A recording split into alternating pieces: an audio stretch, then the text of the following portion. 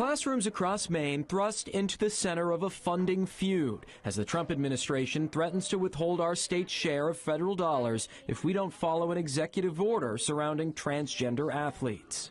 It's a new ground, I have to say. We've never really faced a Title IX kind of challenge like this. Senator Jim Libby, who sits on the state legislature's Education and Cultural Affairs Committee, says Maine does rely on those federal funds.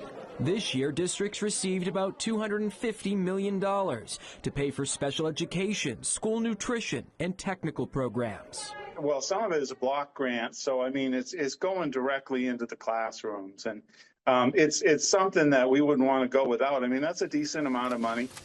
Money that may have to be covered by state and local taxpayers if the Trump administration follows through. I really do think that overall there's a great deal of risk here, but there are two laws that are conflicting.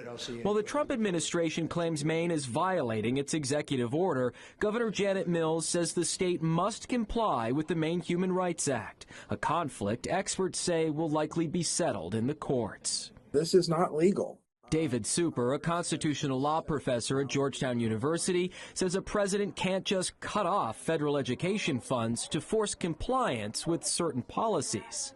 Federal aid to education is covered by very extensive laws that specify who gets what and how much and what they have to do.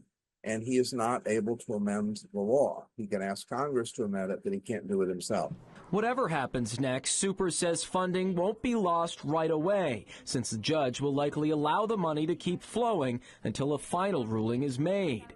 But despite this unknown, state education leaders say for now, it's business as usual. I think it'll be a normal budget process, and we have the expectation that the federal funds come through, and then we see exactly what happens in the courts. The U.S. Department of Education is already investigating Maine for possible Title IX violations. Maine's Department of Education says it's continuing to monitor the situation. On your side, I'm Dan Lamparello.